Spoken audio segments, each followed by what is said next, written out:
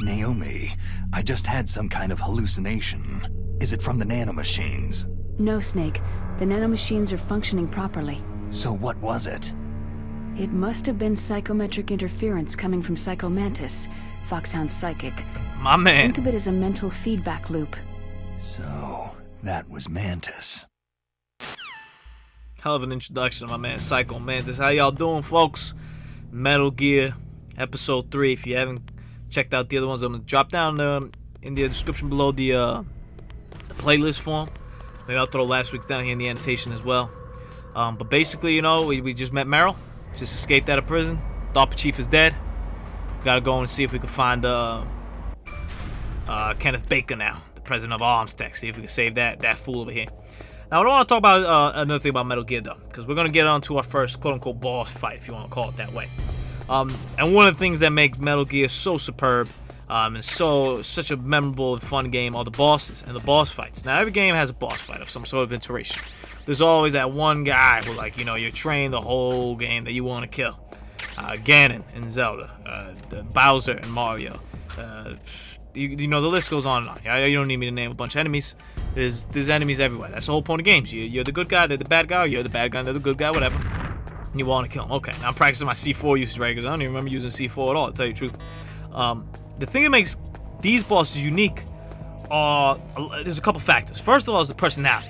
You really get to know these guys. Like, you really get to hear them. Like, they talk to you before a fight, they talk to you after a fight, they talk to you during the fight, you see them, you walk around with them. Like Psychomantis. Look at that introduction right there. Man comes up over there, man sketchy, blah, blah, blah, blah.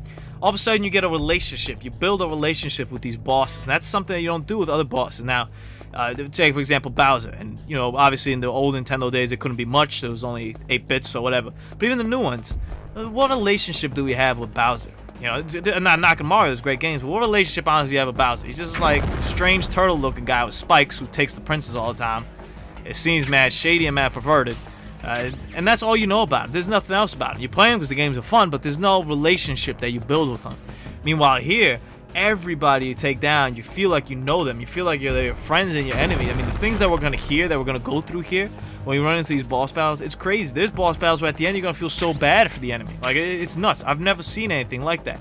Developing personality for each major boss, and having that person feel like real life, feel like something, and not even realistic. I mean, some of them, you know, some of it is also the question of supernatural. Like, for example, Psychomantis, we just saw right there. You control people's minds, you know. He may cause hallucinations. Some of it's the extraordinary stuff that they do, the stuff that, you know, makes it epic in that sense. But a lot of it is also, you know, getting that relationship that's built with them, built with that epicness.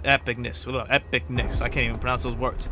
Another thing also is when you get those boss battles before and after, you always get a little hint, a little something about the story, a little something that you didn't know that was happening. You always get that, so that's a big positive.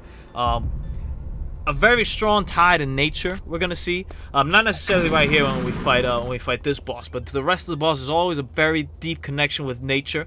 It's one of the themes that run through Metal Gear as we're gonna play through this game. You're gonna notice it. It's one of the themes that we run through with nature in this game, and protecting nature with its anti-nuclear message and stuff. So it incorporates its message into its characters, into the relationship building with them, into that mystery, into that mix of supernatural and just extraordinary people. I'm gonna shut up because we got a cussing.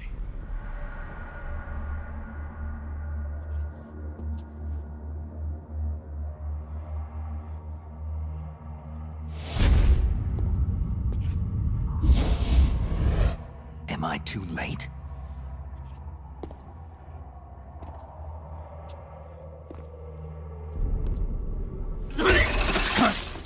Oh, that's brutal. He's alive. Oh, he's alive, all right. Not for long, though.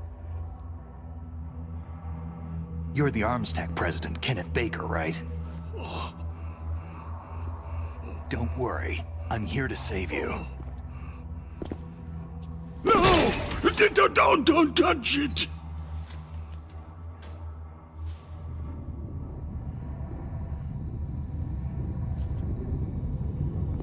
C4. How about that for a nice little trap right there? That's violent.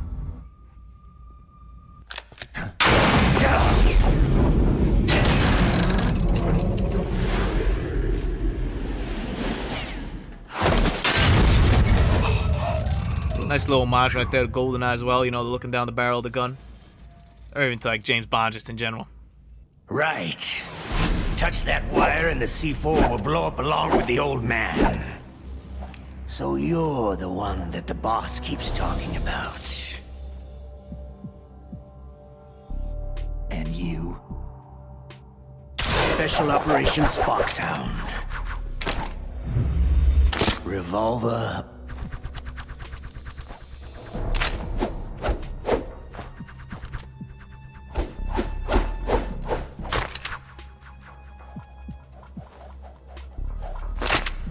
Ocelot. That's an introduction right there. Love this guy. He's up there as one of my favorite characters. This guy's crazy.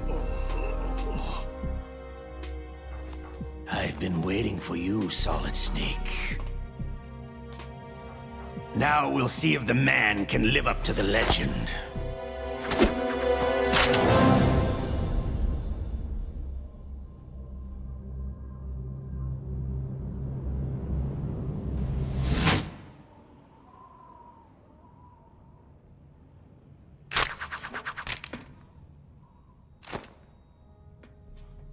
This is the greatest handgun ever made. The Colt Single Action Army. 6 bullets. More than enough to kill anything that moves.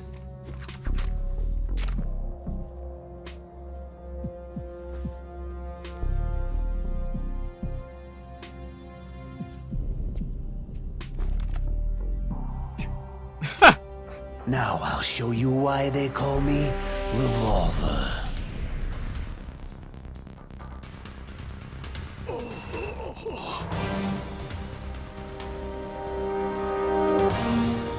Draw!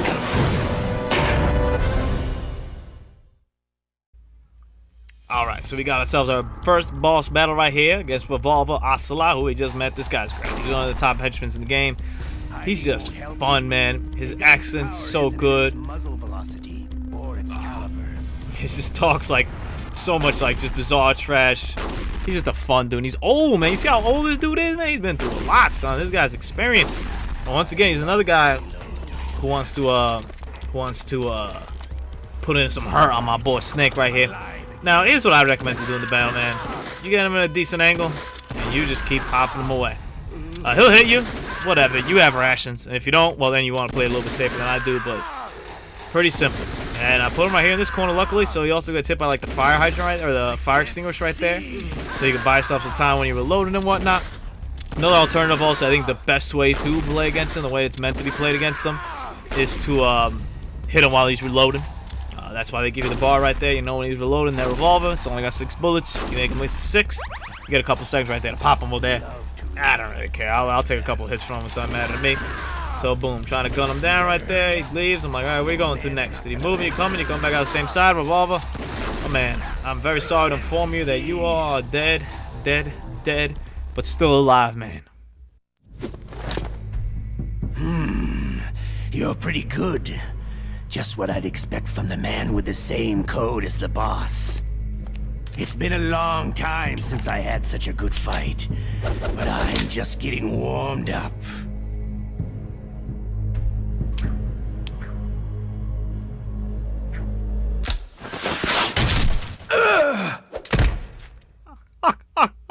It's just brutal.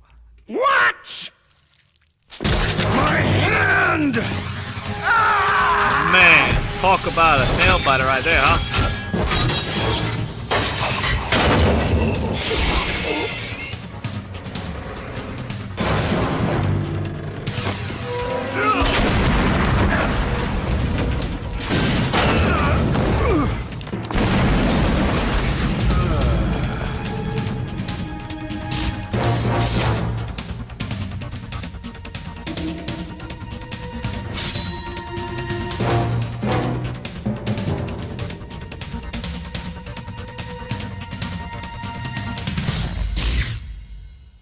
Stealth camouflage.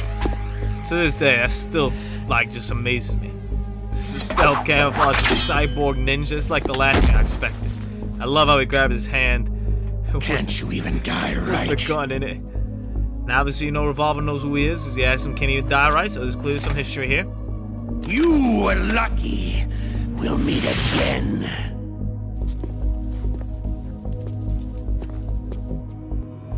Who are you?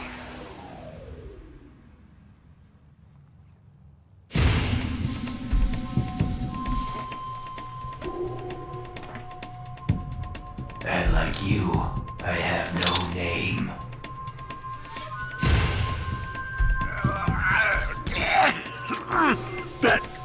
That exoskeleton.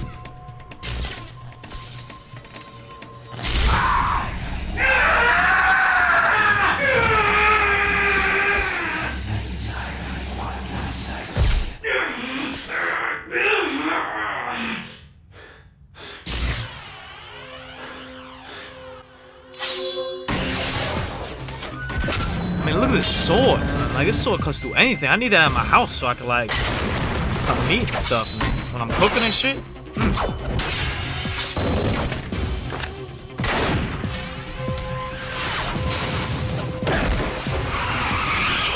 I need some of those kicks, too, like that, man. Those are powerful. I mean, this sword cuts through concrete.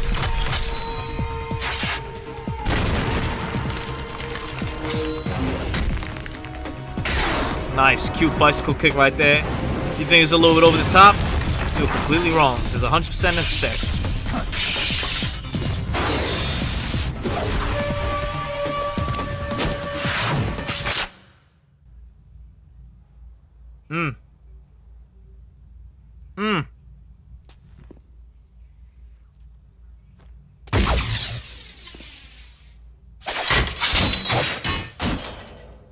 My man is gone.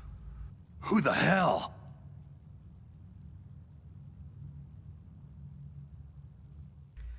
I mean, poor Snake, man. He's come in here. The guy who was sent to rescue is dead. This guy's, like, down for the count.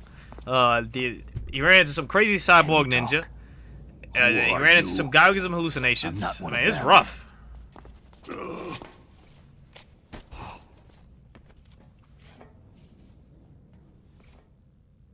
The DARPA chief told me he gave them his detonation code. What about yours? Oh, I get it. Jim sent you. You're from the Pentagon. Answer my question. What about your code? There's no time. I talked. What? Now the terrorists have both codes and can launch any time. It's not like I didn't fight. I managed to resist Psycho Mantis's mind probe. He couldn't read you? How'd you do it? Surgical implants in my brain. Surgical implants? Snake talk. Kinda like psychic insulation. Everyone who knows these top secret codes has it. Even the DARPA chief? Of course. But the DARPA chief said Mantis got his code by reading his mind. Uh-oh. Are you sure you heard him right? We also saw that the DARPA chief was, well, looked to be dead. Anyway, in that little how did they cutscene get with the your liquid. code? Shady. I never had any training on how to resist torture. It looks like he had some fun with you, all right. He's not human. I tell you, he loved every second of it. What happened to your arm? He broke it. That's rough. That's real. Looks like you're more than even now. His was sliced off. You're a funny guy. He's trying to make him feel better. So, the DARPA chief, is he okay? Dead. What? It can't be. No, that's not what you promised, Jim. Now you want to shut me up? Calm down. Oh, this guy got all this energy all of a sudden. What's wrong with you? I just told you I was here to save you.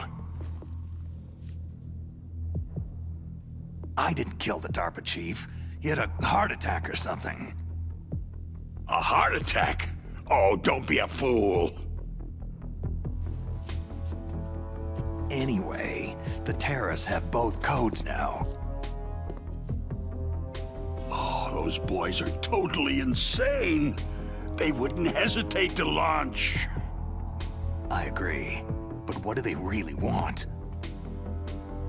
Who knows? Maybe they're like us in the arms industry. Always looking forward to the next good war. Well, I'm not gonna let these maniacs start a war today. Do you still have the card keys? Card keys? To override the detonation code. I heard you had them. No. I mean, this dude's just anymore. useless. What? Who does then? Not the terrorists. No, that woman. Woman? Who? A soldier that was thrown in prison along with me. Prison? That female soldier. She said that she had just joined up as a new recruit. They threw her in prison because she refused to take part in the rebellion. A new recruit? Could that be the Colonel's niece? I gave her the key. Looks like she managed to break out of here, though. I hope she's okay. I'm sure she is. She's green, but as tough as they come. But how did you know she escaped? I was in contact with her by codec. Until I was tied up here, that is. Codec? Yes, she stole it from the guard. If she still has it, you should be able to contact her. I'm sure she has it. What frequency was she at? Oh, yeah. Let me tell you, it's...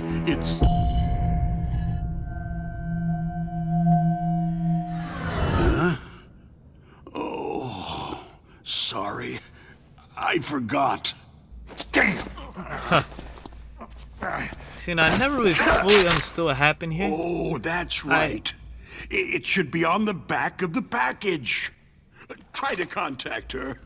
I assume with that like noise, it might have been like someone with Psycho Mantis, I'll but then Snake contact her goes right back away. like But being tell me, normal. if It's a this little bit doesn't shady right work, there. Is there some other way to But prevent notice the how missile like he said launch? in the back of the package, that's the game need to card or like the find game Hal package. Emmerich, Breaking the fourth one of my wall. employees. Genius. Who's that? The team leader of the Metal Gear Rex project. A genius at engineering, but a little bit of an oddball. If there's anyone who can figure out how to stop Metal Gear from launching, it's him. What if he can't come up with anything? Well, you'll have to destroy it. Emmerich knows how to destroy Metal Gear. Where is this Emmerich? Well, he's probably being held somewhere in the nuclear warhead storage building. It's north from here. That's where he worked. I understand, but why Metal Gear? The nuclear age ended with the turn of the millennium. Oh, you're wrong. The nuclear threat hasn't disappeared. The threat is more real than ever before. And here we go. Here's our first life lesson. Love it. The amount of spent nuclear fuel and plutonium is increasing even today. Listen, have you ever seen a warehouse full of nuclear material? No. Drums and drums of nuclear waste stacked this high, as far as you can see, because there's still no real way to use it or dispose of it. So they just close the lid and try to pretend like it'll go away? Essentially, yes. And they're not even doing a good job of storing it. Many of the drums are corroded, with nuclear waste seeping out of them. Unbelievable. Not only that, several pounds of MUF are reported every year. Muff? Muff. It stands for material unaccounted for. It proves that there's a large and well-organized black market in nuclear materials.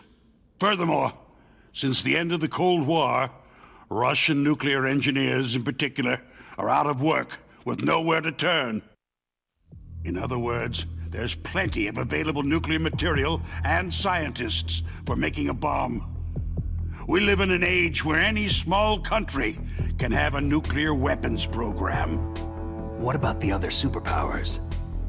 The Russians and Chinese still pursue a policy of deterrence. Do you see? Complete nuclear disarmament is an impossibility. To maintain our own policy of deterrence, we need a weapon of overwhelming power. You mean Metal Gear? Yes. You know our industry suffered quite a blow as a result of the cuts in military budgets due to this so-called peace. I remember hearing a lot about mergers and takeovers among the big weapons makers. Yes. And after my company lost their bid to produce the U.S. Air Force's next line of fighter jet, the Metal Gear system was our last ace in the hole. That's why we pushed to have Metal Gear developed as a black project. Black Project? Secret projects paid for by the Pentagon's black budget. He says it so You can nonchalant. avoid a lot of red tape and get a great lead time on your weapons production. And no one can bother you. Not even that bunch on the Military Oversight Committee. And there's Metal Gear. First look at that bad boy. Bribes. Just call it the military-industrial complex. Anyway, Metal Gear was going to be formally adopted after the results of this exercise were analyzed. I don't give a crap about you or your company. Love it. Yes, that's about what I'd expect from a grunt like you. Love it. Here. This is what you came for, right? What's that? An optical disc. It's all Optical here. disc looks mad like a floppy disk, but whatever. The main hard drive was destroyed by gunfire. This is the only remaining copy of the data. What kind of data? All the data collected from this exercise. Don't play dumb. I know you were sent to get this. I hid it from that sadistic maniac while he was torturing me. They don't know this disc exists. Make sure that you report this to Jim, to your boss. I'll give you my card, too. It'll open up all security level 2 doors.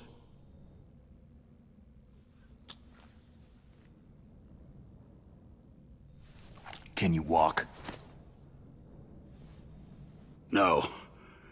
You go on without me. They got my password. They don't want anything else from me. I have one more question. Who or what was that ninja thing? It looked like you knew something.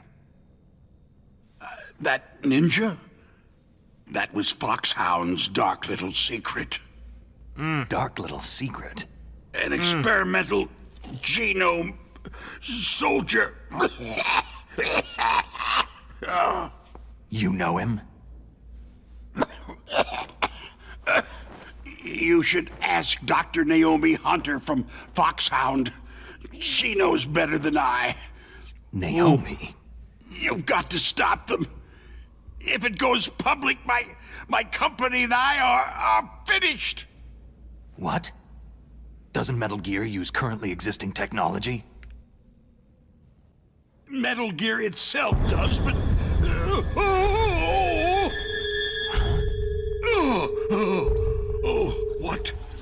What did you do to me? Love a snake backing up like nothing. No. What you talking about, dog? I saw you.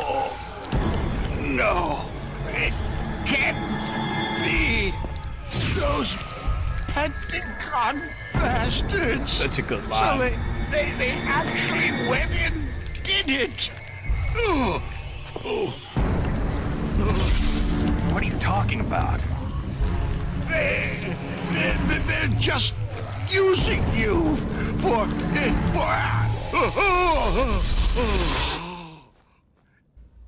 Woo! Man, do we got a lot to go over in the next episode. Hell? What a mouthful. It's crazy. Episode 3. Make sure you check out next week for episode 4. I'm going to go over everything that happened here today. Everything. And a little bit more. Have a great one.